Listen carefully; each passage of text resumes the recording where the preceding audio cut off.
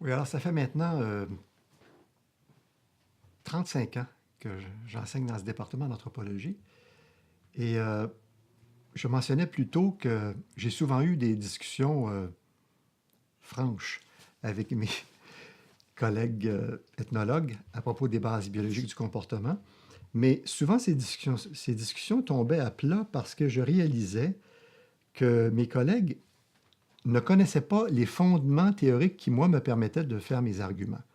Par exemple, ils ne connaissaient pas, et c'est normal, parce qu'ils n'avaient pas lu sur le sujet, ils ne connaissaient pas, par exemple, véritablement bien la sélection naturelle et surtout comment la sélection naturelle peut s'appliquer au comportement. Ça, c'est un énorme domaine en soi, parce qu'il y a des modèles et des théories spécifiques, comme la théorie de la sélection sexuelle, la théorie de la sélection de parenté, la théorie sur la réciprocité, qui sont autant de modèles requis pour passer de la biologie au comportement. Donc, je constatais, en fait, les discussions se terminaient souvent en cul-de-sac parce qu'il manquait trop d'éléments. Ça s'est poursuivi comme ça jusqu'à... En fait, jusqu'en 2008, où là, j'ai écrit ce livre, Primeval Kinship, et je l'ai fait lire à certains collègues, même avant de l'envoyer, ou en même temps que je l'ai envoyé à Harvard pour l'évaluation.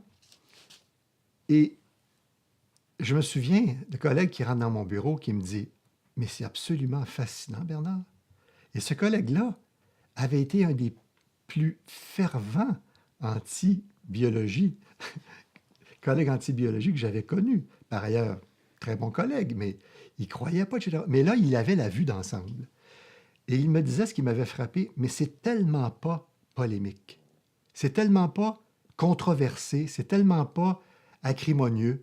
Non, pas du tout. Je faisais de l'interdisciplinarité en ayant un immense respect pour ce qu'une personne comme Lévi-Strauss a fait. Je trouve que c'est un grand personnage, mais un immense respect aussi pour tous les théoriciens de l'évolution.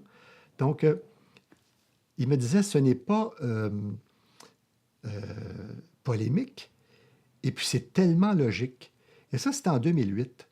Depuis ce temps-là, ce collègue et moi, Bernard Bernier, nous avons eu d'innombrables discussions sur le sujet, et je dirais qu'il est presque devenu plus biologisant que moi. C'est pas des farces, hein? Bernard. J'ai eu comme ça aussi des discussions avec mon interlocuteur par excellence, qui est Robert Crépeau, qui, Robert, lui a toujours eu une attitude assez positive, mais qui a lu le livre aussi et qui lit tous mes articles systématiquement, et j'ai un plaisir fou à parler avec Robert et de faire réellement de l'interdisciplinarité. Parce que Robert connaît tous mes modèles, même le dernier que je viens d'expliquer, là, que je viens de sortir, là, il le connaît et il m'a donné plein de commentaires. Et je réalise que l'interdisciplinarité réelle est possible. Qu'est-ce que ça veut dire réel? Ça veut dire 2 personnes ou 15 personnes qui abordent un même phénomène avec leurs perspectives différentes, mais qui abordent le même phénomène et qui sont prêts à analyser l'articulation ou la non-articulation. C'est-à-dire, où est-ce que ça accroche? Où est-ce que ça cloche?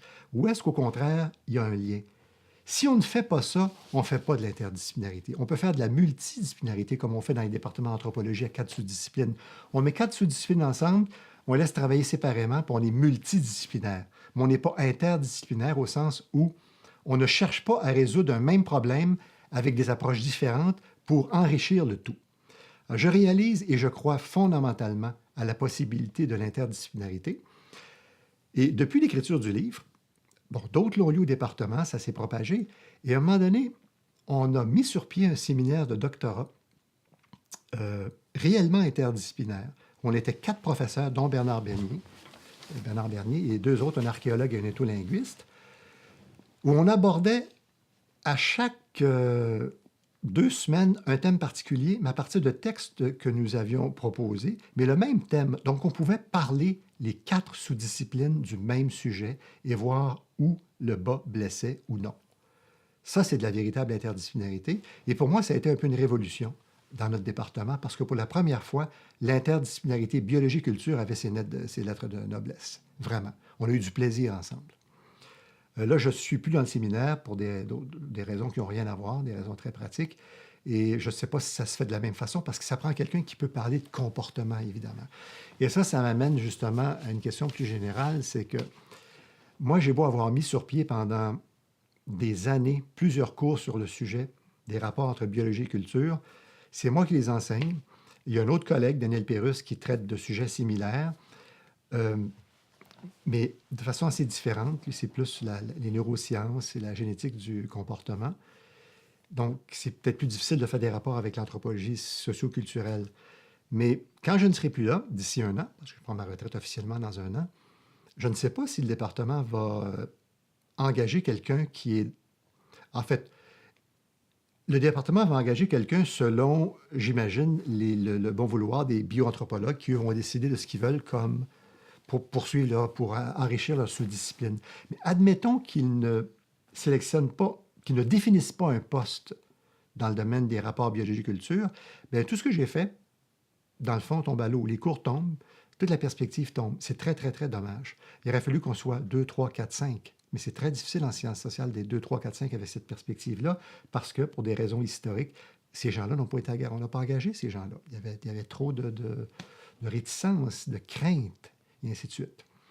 Or, moi, je suis convaincu, profondément convaincu, que l'avenir de la discipline anthropologique, en fait, l'avenir de l'étude du comportement humain réside dans l'intégration de la biologie. Je pense que ça fait 150 ans que l'anthropologie met de côté un ensemble de facteurs absolument primordial pour comprendre son sujet d'étude, l'être humain, et que c'est à cause du fait qu'elle a mis de côté ces facteurs fondamentaux qu'elle est une discipline qui, à bien des égards, et je dirais, désolé, pré-scientifique. Pré-scientifique. Au sens où son savoir, comme je le disais au tout début, est très peu cumulatif. Beaucoup d'écoles de pensée. Quand on ouvre un manuel, on a un manuel qui est supposé nous donner la base. C'est pas comme ouvrir un manuel de physique, de chimie, de biologie, où là, on va dire, on va bâtir. C'est souvent des controverses, de la description et de la variabilité. Et je pense, moi j'en suis convaincu, c'est une opinion, que la raison la plus profonde à ça, c'est justement parce qu'on a évacué la biologie et que si on ne l'avait pas évacuée, on aurait des principes explicatifs consensuels qui font consensus. Comme on est en train d'en développer de plus en plus à l'insu des anthropologues socioculturels, parce qu'ils ne lisent pas sur le sujet, mais il est en train de se développer une science du comportement humain intégratrice qui intègre la biologie, la psychologie, les neurosciences sociales, la génétique. C'est en ébullition, c'est en explosion. La psychologie évolutionniste est en train de révolutionner la psychologie. C'est normal. Comment a-t-on pu, c'est-à-dire comment peut-on penser qu'on peut comprendre l'être humain sans penser qu'il est le produit d'adaptations qui vont orienter, contraindre son comportement? On a voulu nier ça. Probablement parce qu'on voulait développer son système, on voulait développer sa discipline de façon autonome, comme Durkheim voulait le faire. C'était légitime, ça se comprend historiquement parlant, mais il faut en sortir à un moment donné. Aujourd'hui, l'avenir est dans l'interdisciplinarité. Ça existe dans certains départements américains où là, c'est pas qu'ils sont tous évolutionnistes, mais ils sont un certain nombre. Dans un département que j'ai en tête, ils sont majoritairement évolutionnistes, qu'ils soient archéologues, bioanthropologues ou ethnologues. Il y a toute une dynamique très, très riche. Et comme ils sont riches, ils peuvent inviter des professeurs invités qui sont là pendant 3-4 ans, qui viennent encore enrichir le groupe. Et là, c'est vraiment très, très fructueux. Mais dans la majorité des départements, encore une fois, les primatologues ou les évolutionnistes sont très, très minoritaires. Et c'est un petit peu désespérant de constater que ça va prendre tellement de temps, et je ne sais pas trop comment ça va se passer. Parfois, j'ai l'impression que la révolution va se passer à l'extérieur des départements et qu'ils vont être mangés, les anthropologues, qui vont manquer le bateau. D'ailleurs, Jérôme Barkov, un anthropologue d'Halifax, d'Alousie, a un livre qui s'intitule je vais le chercher, je vais vous dire le titre, c'est un trop beau titre.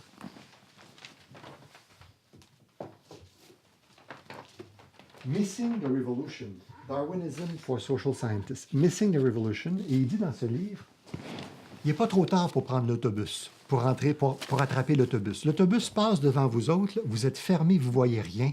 Vous êtes en train, et vous êtes pris dans vos chicanes d'école de pensée alors qu'il y aurait moyen de mettre de l'ordre. Pas de vous cannibaliser, de vous rendre congruent comme je le disais au début, de vous rendre congruent avec les autres disciplines du comportement, comme ça se fait dans toutes les autres disciplines de la congruence interdisciplinaire. C'est le moteur de l'avancement. Tant que les anthropologues vont être fermés à ce principe de compatibilité interdisciplinaire, tant qu'ils ne seront pas capables de se dire, moi, ma théorie est une telle, et celle-ci, c'est-à-dire tant qu'ils vont continuer à se dire, j'affirme ceci, même si ça contredit une théorie solide en psychologie, mais ça ne me regarde pas, ils sont condamnés, à mon avis. Il faut qu'il y ait compatibilité. Il faut qu'ils se lancent dans des discussions interdisciplinaires et qu'ils soient capables de prouver que c'est les psychologues qui ont tort, ce qui est peut-être le cas, ou que c'est les biologistes qui ont tort, ou parce qu'il y a différents sous-groupes, là, mais il faut faire cet exercice-là, ça prend l'ouverture d'esprit. Je ne le constate pas chez mes collègues, majoritairement, parce qu'ils sont pris dans des études culturelles. Je veux dire, ils sont pris dans l'étude de particularisme culturel. Ils en ont déjà par-dessus la tête parce que c'est compliqué. J'ai eu récemment une discussion avec une collègue que je respecte beaucoup et qui me disait qu'elle était fascinée de voir que dans son groupe qu'elle étudie au Pérou, je pense que... Non, elle n'était pas fascinée. Elle me disait qu'il était très important dans cette population, pour les gens, qu'ils accordaient une très grande importance aux qualités d'orateur pour être leader, par exemple. Et moi, d'enchaîner que, dans le fond, ça répond à un principe universel, une propension, un ensemble de propensions psychosociales, comme j'expliquais tout à l'heure, universelles qu'on trouve dans un ensemble de sociétés qui sont l'admiration des experts dans toutes sortes de domaines, dont l'art oratoire. Mais j'ai constaté en parlant que c'était secondaire pour elle. C'était plus important la richesse du phénomène qu'elle étudiait et la richesse des différences culturelles sur le sujet, mais que le phénomène universel qui est en dessous, qui pour moi est tellement important, parce qu'il génère ce qu'elle étudie, n'était pas vraiment important. C'était comme un désir, un plaisir de se complaire, mais un plaisir d'étudier les différences et la variabilité, mais pas de plaisir à insérer la nature humaine là-dedans. Autre exemple, souvent les anthropologues se font demander, vous êtes anthropologue, vous étudiez la religion. Qu'est-ce que la religion?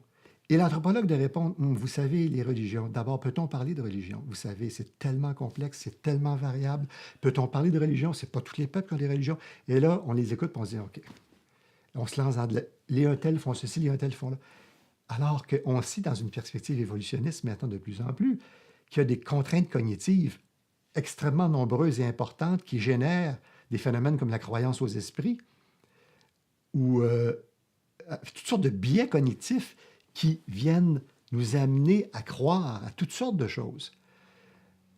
Je ne dis pas qu'on a trouvé toutes les réponses, mais ces biais cognitifs, la connaissance de ces biais cognitifs, à mon avis, sont importants pour qui veut théoriser sur la religion, même s'il est anthropologue. Et ça devrait être enseigné aux anthropologues, aux étudiants anthropologues, et pas seulement que la variabilité des systèmes religieux. Je déplore fortement qu'on n'enseigne pas les fondements biologiques de la parenté, de la religion, des comportements économiques, du politique, et qu'on ne fasse que d'écrire, jusqu'à dire, mais OK, donc on ne comprend pas grand-chose, il y a juste des différences. Et oui, c'est bien compliqué la réalité. Il y a moyen d'expliquer. Je pense que les anthropologues ont une allergie à l'explication. Au mot explication, ils n'aiment pas tellement, je le sens en parlant avec eux. Ils ont peur de dire comprendre, expliquer, parce que tout est toujours trop complexe. C'est trop simple ce que tu dis là, Bernard, ou c'est beaucoup plus complexe que tu penses. Combien de fois j'ai entendu dire ça? Alors que je pense qu'il y en a un qui est conscient de la complexité et de... C'est bien moi. Mais j'essaie malgré tout de trouver des principes organisateurs. Ils ne sont pas tous comme ça, mais je pense qu'on est loin encore de cette fameuse intégration à cause de cet amour des particularismes et de cette peur de la biologie, de cette méconnaissance de la biologie, par exemple, le credo par excellence des gens de sciences sociales, pas seulement des anthropologues, c'est que si un biologiste parle d'influence biologique, l'anthropologue entend toujours qu'il parle de déterminisme génétique. Si on dit, par exemple, oui, la parenté a des bases biologiques, il va dire, ben non, la parenté varie. Ben oui, mais elle varie, c'est sûr qu'elle peut varier, même s'il y a des fondements biologiques. Tout ce qui a un fondement biologique varie. Les plantes poussent différemment dans des environnements différents, même à génotype égal. la vie est programmée pour s'adapter aux environnements. Donc, c'est sûr que c'est un non-sens de dire qu'une influence biologique sur le comportement va produire des universaux parce que c'est un déterminisme génétique, ça ne marche jamais comme ça. Mais c'est un des credos fondamentaux, hein, une des croyances fondamentales, génétique égale déterminisme. Et là, on n'en sort pas. Et quand j'explique à mes collègues, justement, génétique n'implique pas déterminisme, quand ils ont compris ça, ils sont plus ouverts. Et c'est pour ça qu'ils ont réagi de façon si négative face à la sociobiologie dans les années 70. C'est parce que la sociobiologie, c'est probablement mal prise, mais elle parlait de génétique. Et pour eux, dès qu'on disait génétique, les anthropologues, on disait déterminisme. Ça ne changera pas, c'est immuable, c'est coulé dans le béton. C'est un non-sens même chez les animaux, même chez les plantes. Alors encore plus chez l'être humain. Ça ne veut pas dire que les contraintes biologiques n'agissent pas. Lévi-Strauss disait « La théorie de la sélection parentale ne fonctionne pas parce qu'elle nous dit qu'on devrait toujours favoriser nos apparentés. » Elle ne dit pas ça. Elle dit que nous avons une tendance au favoritisme envers nos apparentés, mais que cette tendance-là est modulée selon les contextes. Alors, vous ne favoriserez pas vos apparentés, disons, patrilinéaires si vous vivez pas avec eux. Parce que pour Lévi-Strauss, c'était « Mais non, il y a la moitié de l'apparenté qui peut être négligée, puis l'autre moitié favorisée. Donc, ça ne marche pas, votre théorie. » Ça, c'est un argument qu'on a retrouvé chez Salen, chez les anthropologues en général. Mais c'est parce qu'encore là, ils partent du principe du déterminisme biologique. La théorie de la sélection de parenté, semble-t-il, selon eux, devrait impliquer qu'on favorise tous nos apparentés. Mais non, il faut d'abord vivre avec, il faut avoir des opportunités de coopération, il faut qu'il y ait des conflits, il faut qu'il y ait des opportunités d'intervention. Et là, on va se rendre compte qu'en général, oui, universellement, les apparentés sont en général favorisées par rapport aux non-apparentés. Alors, il y a eu cette méconnaissance fondamentale. Il y a des postulats erronés fondamentaux qui expliquent le débat nature-culture. Et quand je pense à l'avenir de la discipline, je pense que dans X années, j'ose pas dire, ça pourrait être 50 ans, 100 ans, on va regarder notre époque. L'époque fin 19e, début 20e, comme étant une époque charnière où enfin on a disposé des outils conceptuels pour faire la transition, mais qu'on était encore dans la transition, que ça a été pénible. Mais je pense que les professeurs vont dire à l'époque, dans 100 ans, vont dire « Eh oui, j'entends les étudiants dire « Mais monsieur, comment se fait-il, ou madame, comment se fait-il qu'ils pouvaient ne pas croire qu'on avait des tendances biologiques, des comportements avec des bases biologiques? C'est tellement évident. » Puis là, on va être obligé d'expliquer le contexte culturel. De la même façon que les gens sont obligés d'expliquer pourquoi on croyait que la Terre, pourquoi on a été héliocentrique géocentrique pendant des centaines d'années, qu'aujourd'hui, c'est évident que la Terre tourne autour du Soleil, mais où ça a pris Copernic, et ça a pris... Puis quand Darwin a proposé sa théorie de l'évolution, il n'a pas parlé de l'être humain dans son Origin of Species, il l'a laissé à part, mais tout le monde savait que ça impliquait ça. Finalement, ses meilleurs amis ont dit d'accord, Huxley, j'oublie leur nom, pas important, disait, voyons, le grand géologue qui l'a suivi tout le temps. Ils étaient d'accord avec lui, sauf quand ils avaient l'impression que Darwin voulait expliquer l'être humain. Même Wallace, le co-découvreur de la théorie de la sélection naturelle, Wallace n'était pas capable d'embarquer avec Darwin quand Darwin disait que ça s'applique à l'humain. Il y avait c'était le dernier bastion là, à l'époque. Là. OK pour la sélection naturelle, mais ça ne s'applique pas à l'humain. Alors, j'ai l'impression qu'aujourd'hui, on est en train de se débarrasser du bastion, du dernier retranchement. C'est-à-dire que c'est le comportement. D'accord, l'être humain fait partie de l'évolution. Oui, on a des fossiles, on a la preuve. Mais attention, la conscience, j'ai des collègues qui me parlent comme ça, la conscience, non, la conscience est en dehors du corps. Je me suis fait dire ça il n'y a pas longtemps. Il est en dehors du cerveau, la conscience, où ça peut aller moins loin que ça. Le comportement général échappe aux lois parce qu'avec la culture, on s'affranchit de la biologie. C'est le dernier bastion, ou le plus récent, il va peut-être en avoir un autre, et que, pour revenir à ce qui va se passer dans 100 ans, le prof va expliquer ça comme ça. Mais oui, il y a eu la révolution de l'héliocentrisme, du géo à l'héliocentrisme. Ensuite, il y a eu Darwin qui a mis l'être humain dans le cadre évolutif. Ensuite, 20e siècle, il a fallu mettre le comportement dans le cadre évolutif. Là, on va se mettre à comprendre. J'ai l'impression qu'on est dans cette transition-là. Je regarde ça à très long terme. Je serais curieux de faire un petit voyage dans le temps et d'écouter un cours d'anthropologie dans 100 ans. si l'anthropologie existe encore, si elle n'a pas été remplacée par une autre discipline intégratrice.